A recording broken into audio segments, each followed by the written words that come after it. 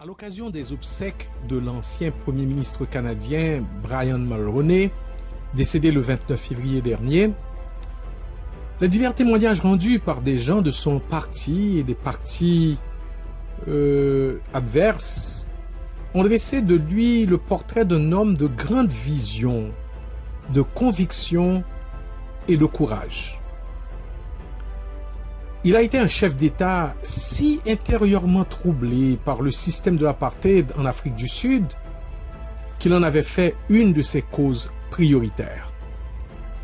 Il a remué ciel et terre pour supporter les Sud-Africains, devenant l'un des meilleurs alliés de tous les résistants à ce système inhumain. Il a même eu le courage de s'opposer à Margaret Thatcher, la dame de fer anglaise, qui hésitait à mettre un embargo économique sur l'Afrique du Sud dans le but d'en finir avec l'apartheid. La première visite internationale de Nelson Mandela après sa libération a d'ailleurs été rendue au Canada pour venir exprimer la gratitude des Sud-Africains pour cette précieuse aide dont ils se rappelleront toujours. La lutte que mènent les Haïtiens aujourd'hui a besoin d'hommes de bonne volonté, d'hommes et de femmes influents, déterminés, courageux et persévérants comme Brian Mulroney. Cette aide, à la fois morale et matérielle, ne doit jamais être acceptée à un prix inacceptable. Lorsque Joe Biden, actuellement président des États-Unis, il était à ce moment-là sénateur, lorsqu'il a interrogé l'ancien premier ministre israélien Menahem Begin lors d'une audition de la Commission des Affaires étrangères en 1982, Menahem Begin a fait appel à Abishai, un personnage biblique. Il a dit: ne nous menacez pas de couper votre aide. Cela ne marchera pas. Je ne suis pas un juif aux genoux tremblants. Je suis un juif fier de ces 3700 ans d'histoire civilisée. Personne ne nous a aidés lorsque nous mourions dans les chambres à gaz et les fours. Personne ne nous a aidés lorsque nous nous efforcions de créer notre pays. Nous avons payé pour cela. Nous nous sommes battus pour cela. Nous sommes morts pour cela. Nous resterons fidèles à nos principes. Nous les défendrons. Et si nécessaire, nous mourrons à nouveau pour eux, avec ou sans votre aide. Fin de citation.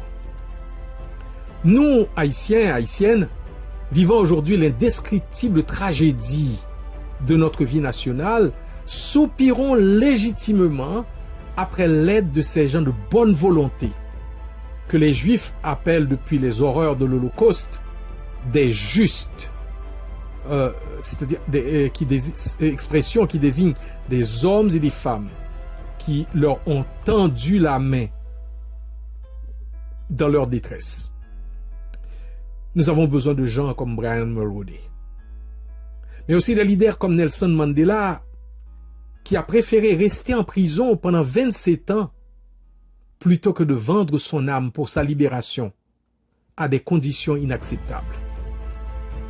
Nous avons besoin de l'aide de ceux et celles qui ne nous parleront pas avec condescendance, qui ne chercheront pas à nous infantiliser, qui ne nous voleront pas ouvertement ou subtilement notre autodétermination, mais qui se mettront à nos côtés en respectant notre dignité de peuple. Avec la grâce de Dieu, nous pouvons triompher à nouveau avec leur aide, ou nous mourrons la tête haute sans leur aide. Ceux qui aujourd'hui tergiversent, procrastinent, calculent ce qu'ils peuvent perdre plutôt que ce qu'ils peuvent gagner dans cette aventure d'humanité et de solidarité, auront ensuite à vivre avec leur conscience. Si elle est encore vivante, ils vivront avec les lancinants et constants tourments intérieurs, comme après le génocide rwandais. Si leur conscience est morte, leur indifférence et incapacité de ressentir seront l'évidence qu'ils ont perdu toute humanité. Amis d'Haïti, nous avons besoin de votre aide, mais nous ne nous mettrons pas à genoux pour l'obtenir. Dans le temps du malheur des oppressions d'autres nations, Haïti a été là pour accueillir des réfugiés, combattre à côté des opprimés, aider des résistants à obtenir leur liberté. Si dans le temps de ses propres malheurs, elle ne peut trouver que des mots de sympathie et des résolutions sans action, elle mourra en restant fidèle à ce principe des hommes d'honneur, courageux et de principe. Votre aide nous est utile, mais elle ne peut acheter ni notre conscience, ni notre pays. Elle nous est nécessaire comme la nôtre l'a été dans le passé pour d'autres nations. Puisse l'Éternel, le roi des rois et le Seigneur des seigneurs, celui qui domine sur les nations et sur la terre, celui qui a confié tout pouvoir et toute autorité à Jésus-Christ, son Fils bien-aimé. Oui, puisse l'Éternel susciter pour Haïti des leaders de principe comme Menahem Begin, comme Nelson Mandela pour l'Afrique du Sud, mais aussi des amis de sa cause, comme Brian Mulroney l'a été pour celle des Noirs en Afrique du Sud.